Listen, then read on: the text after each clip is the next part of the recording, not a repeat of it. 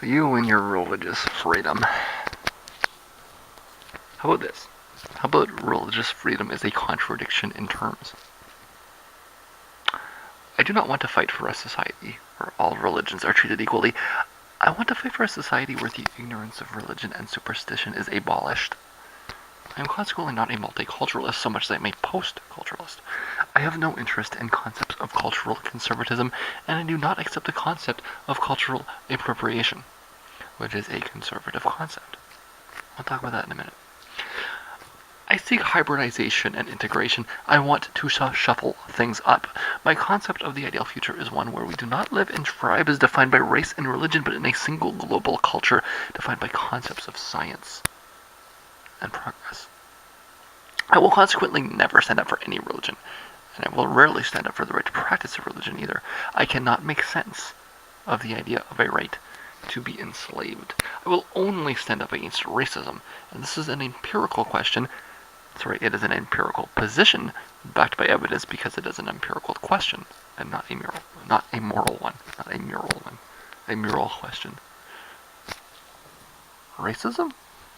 This is a long-standing difference between communists and liberals.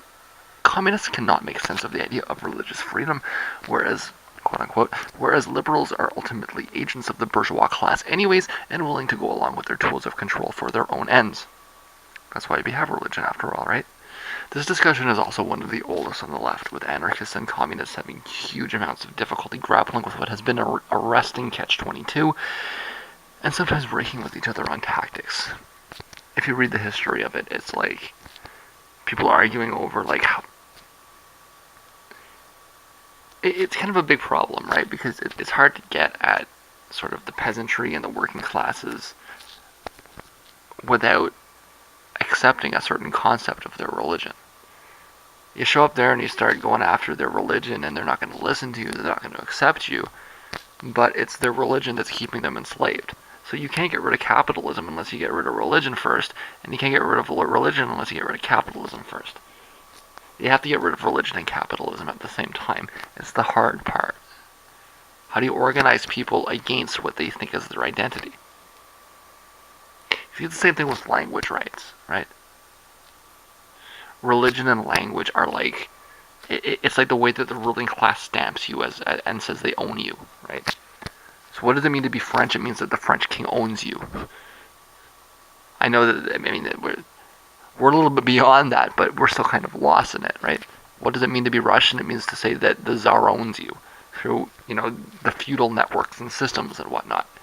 And what does it mean to be Catholic? It means that the Pope owns you.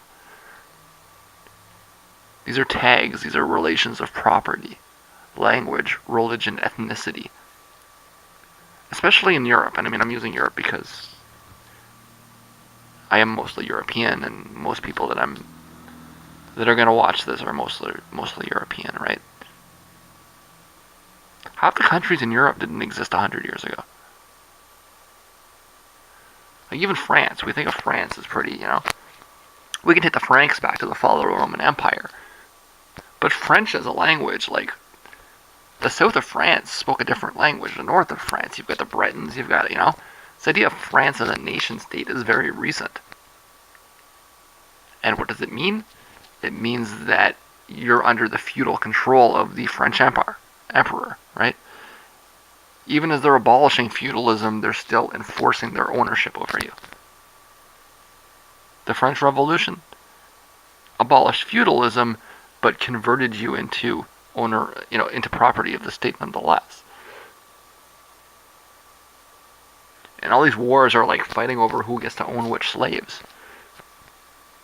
And they work these identities up that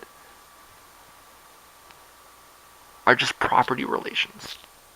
Italy is another example. Even Germany. Actually, Germany is one of the best examples. Like dozens of little countries run by feudal lords, and at the end of it, the Kaiser takes over and owns all of you. Language, ethnicity, religion are just marks of ownership by a ruling class. They don't define who you are. They're not identities to withhold. They're not things that make you special or that you should want to explore. If you want to emancipate yourself, you should abolish them.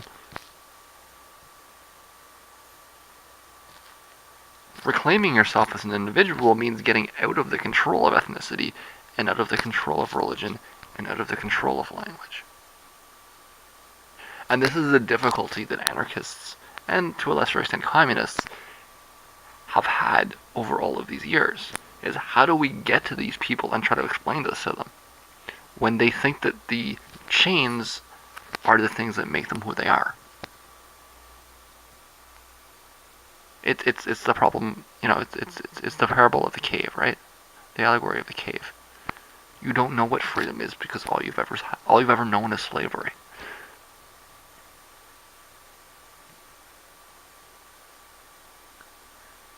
And it's really hard.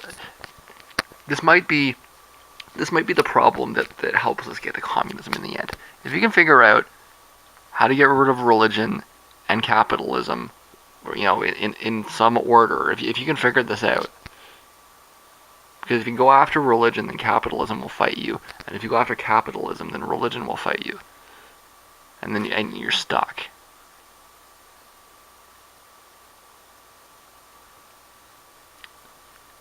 The general left anarchist position is that Soviets and Maoists took an unproductive approach to eliminating superstition, and that this was a predictable consequence of trying to use status institutions to get to communism.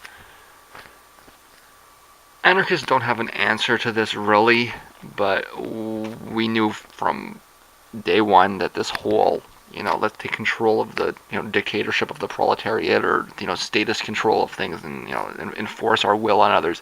We knew that probably wasn't going to work. And what's happened? What's the consequence of this? Well, the modern Chinese state is not communist, it's Confucianist. And in Russia, the church is now more powerful than the Kremlin, and has been for a while. It didn't work. Not only did it not work, but it backfired in massive ways. Not only did these regimes fail to destroy superstition amongst their peasantry, but those religions are now dominant cultural norms in both of those societies. Russia is as backwards now as it ever was. Again, this is one of the things that anarchists, we pat ourselves on the back, we pride ourselves, we think we're smarter than communists because we knew better. I can't get my head around anybody that wants to still uphold this Marxist concept of religion. Forget about the moral aspect of it. It was a horrible failure. Can you not see how poorly this worked? It didn't work at all. It failed. It was a horrible failure. Out of all the failures of Marxism, the failure to abolish religion is the most powerful one. Because there's a pretty good argument that had, the Soviets actually managed to abolish religion, then they'd probably still be sitting there. It's a pretty good argument that the Catholic Church certainly was pretty instrumental in the collapse of communism in Russia. And if you look in, the Maoists tried the whole Cultural Revolution thing. That didn't work. The Confucianism is dominant in the society nowadays. Again, China is not a communist country. It's a Confucianist dictatorship. But I'm not making a moral criticism. If I thought it would work, I'd actually support it. If I thought we could round up all the religion people and just eject them to the moon or something, I'd be in favor of it. We can't do it. It won't work. It's a bad tactic. We have to be smarter than that. Because ultimately we have to convince people that we're better, right? By being better. I know this sounds flippant, right? But we have to convince them that we're better because we are better by being better, right? Showing up with guns and ordering people around, it's a shitty tactic, it doesn't work, there's no ends to it. But make no mistake, I do share the end goal of the permanent abolition of religion. My take on it is that we need tabula rasa. Or all is lost and Hobbes is right. But on the assumption that we do have a tabula rasa that is no innate human nature, then we should be able to transcend religion if we decide to. That sounds very simple, doesn't it? We just have to decide we don't want religion anymore, and it'll go away. It's fundamentally true, but how do we get there? Well, even that is simple enough. We have to convince each other. Well, I think that there's a pretty good argument that as wealth increases, then religion decreases. That's probably one of the more profound contradictions in capitalism, right? That you need systems of control for capitalism to work, but the more effective it is, the more those systems of control fade, right? Hey, I'm not too much into historical materialism, but let's remember that it's only capitalists that think of communism and capitalism in competition with each other, right? On the left, we think of capitalism and communism to be phases of the same system, not competing ideas. And so we argue that in order to get to communism, we have to go through capitalism first. And that once we've generated enough wealth, religion will probably kind of go away, kind of thing. I actually kind of accept that. I don't think the state's going to wither away anytime soon. I do think that if we get to a certain point of wealth generation, then religion will probably fade away. The biggest thing, that at its core, religion is a problem of wealth distribution. And it's a problem of poverty. And it's a problem of ignorance, right? I know a lot of people will look at various data and everything, but it's like, okay, yeah, maybe that guy's a doctor, but that guy's family's not doing so well, right? You can't take it out of context like that, right? In the meantime, I'm not going to get in the way. I do not consider restrictions on religious expression to be a meaningful rights violation because all religion is slavery. Government wants to come in and tell you that you can't worship here. I'm kind of not gonna. I have issues that are more important than me to deal with. Okay, but let's not get racist about it. And if there is racism involved, then my criticism and activism will focus very heavily around it. So, for example, I know that something that I think I maybe picked up a bit of a reputation for being for my argumentation regarding the cab, because it was a stupid argument, and I'm pretty good at making stupid people look stupid. Okay, but I need to clarify that I didn't oppose restrictions on the cab due to religious freedom. This was not an issue of religion to me. Like, this was not an argument about religion. This was an argument about totalitarian methods. Let's take a step back from the issue of religious accommodation, of religious freedom, and let's look at what was happening. The government was proposing a state-financed fashion police to go around and say, you can't wear that scarf.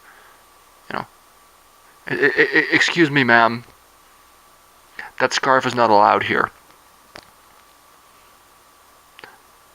That's a faux pas. It's after Labor Day. It's absurd. I don't care about your religion. I don't want a fashion police. Alright? It's ridiculous.